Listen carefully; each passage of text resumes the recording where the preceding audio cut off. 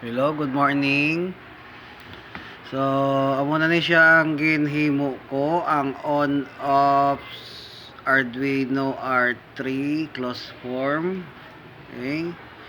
So, ini siya ginhimo ko ni siya sa Visual Studio 2019 Xamarin, no? So, naka-bb.net na siya.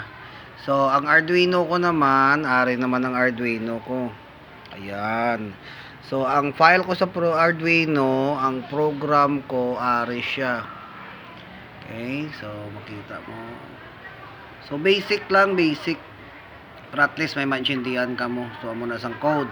So, ini siya, ang Arduino, i-upload mo sa imong port na communication port 6 sang Arduino. So ari na siya, naka-connect na ta diri pakadto sa iyang port.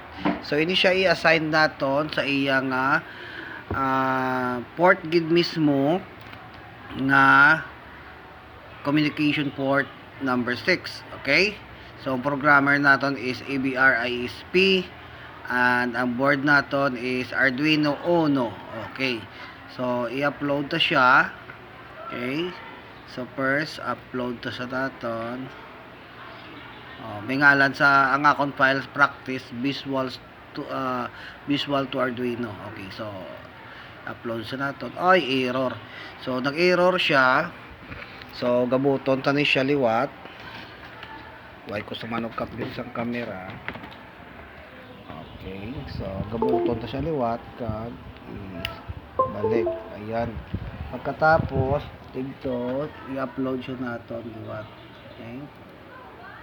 Okay, ara na uploading, done uploading. So ara na siya, may done uploading. Okay? So ang ini naman siya, ginobra ko ni siya, ari naman siya. Okay? Amo naman ni siya ang iyang code, no? So ara makita mo communication 6 nga port. Okay, ang speed niya sang baud rate to transfer is 9600. So, kung ano ang gi-declare mo nga 90 nga baud rate sa imo nga Arduino, aring giya sang Arduino. So, ang gi-declare ko siya is 9600, no? Ang iya na nga baud rate, transfer rate niya na. So, ini naman siya, amo naman ni siya ang iya nga iya sang Visual Basic. Okay. So, don't forget to in your Visual Basic, kaburon sa camera ko, ilisla na ni ko cellphone ko, dugay na. Ayun, don't forget to type in your form sang using system.input-output.ports, no? Don't forget i-type nyo gina, kay kung hindi nyo na ma-type, wala ka mo sang input output sa inyong nga serial, no? So kay ginabasa yan na ang serial port. Kay gindeclare mo diri ang imong serial nagabigin sa 9600. So naka-open ang serial mo diri, no?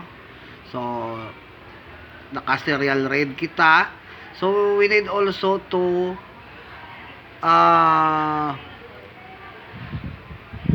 code sa Visual Basic sang serial port. So kung ano itong gibutang naton sa excuse me, kalai ka ba ka aso ba?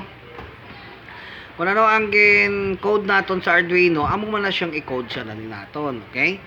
So ara na siya. Okay. So we have okay. Ara na. Ang hambal naton, if the serial port right, no, is open, then hambal niya serial port right 1. So 1 that means is high or on, no? So amo man na di siya diri sa aton. High and low man ni siya.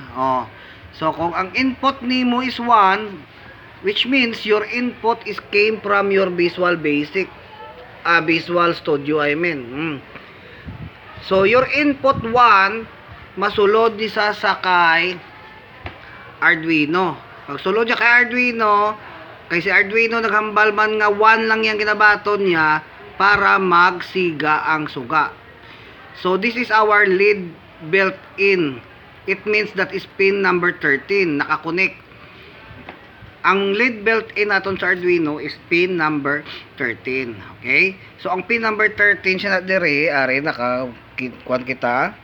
So nakakonek kita sa pin number 13 kag sa ground ang suga naton. Okay. So na-upload na naton, na-code na naton ang Arduino, na-transfera na naton sang code na-uploadan sang code. And ini naman siya ang aton nga kwan gin-build na. Okay, so naka-build na kita. Na-build na naton. Ini siya. So once na-build nyo na siya, it becomes an executable. Okay? So amo na sa ang iyang code. Simple lang, pasiga-siga lang anay suga. Para lang maka-communicate kita sa aton Arduino. Okay. So kung ang input naman naton, nag-input naman kita from Visual Basic naman, Visual Studio, no? Nag-input naman kita sang 0. Okay? So this is the 0. Ayun. Nag-input naman kita, ang masulod naman na diri sa iya is also 0. Ayun. Oy, kaburon gid sang kamera ko. Balaklan ka na cellphone guro ay. Ayun. Why may maregalo sa akong cellphone sa December ba?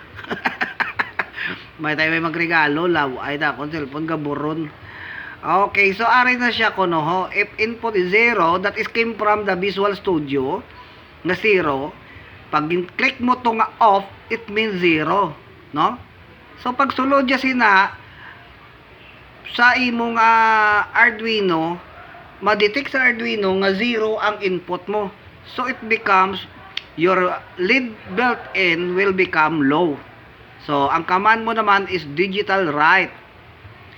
Lead built-in low. That means 0.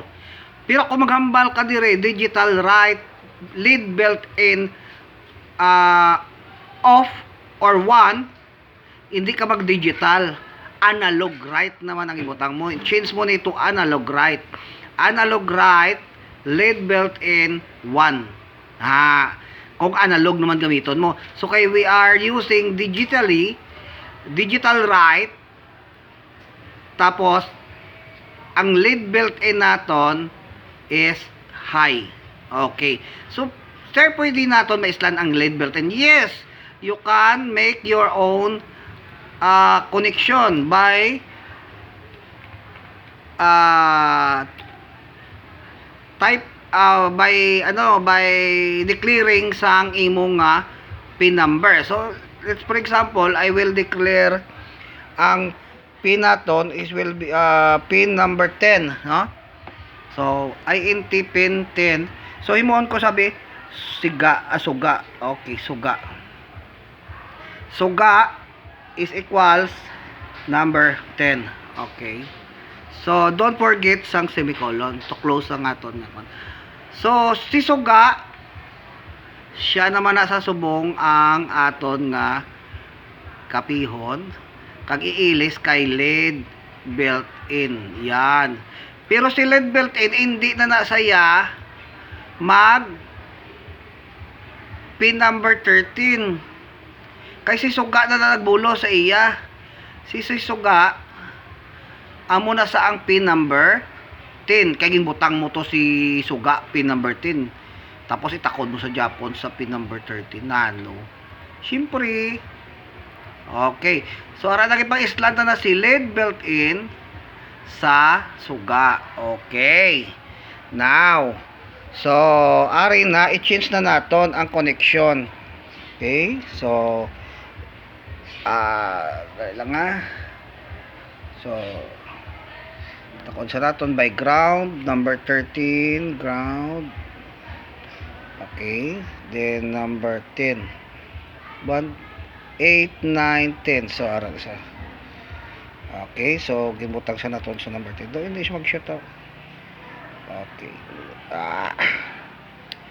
Okay. So anong epekto niya sa imong nga code sa Visual Studio? Wala sa sang epekto because you assigned your Visual Studio in communication 6 na port. Ayan. So at the same time, your Arduino is connected also to to port communication 6 o COM6, no? So wala sa sang diferensya. Ang ginislan mo lang sa iya is only the connections of light emitting diode or LED. Amo lang na siya ang gindeclare mo, ang ginislan mo pa ya suga gani nga ngalan, no? Si built-in. So ara siya, no? Ara siya. So himo ta subong i-upload ta siya. Oh, try naton upload. Okay. Oh. Ayan, oh, nagsiga-siga na to. Upload. Okay. Done uploading. So, botsing ganon, ara na naman, nagburo naman ang kamera ko. Ay, isla ka na. Sino marigalo sa akon sang cellphone sa December, man? Lubog na gini nga ako niya kami cellphone sa kamera. Ayun. So, gasiga-siga na siya. So, ayun, gasiga-siga. Indicator, pala na gali. So, na-upload ta na. Wow, pertigi ka-upload ba? Wow, wagid mo tamis. Upload. Na-upload ta na. Okay? Ang aton nga Arduino. Okay? So, kabudlay. Okay, ara na.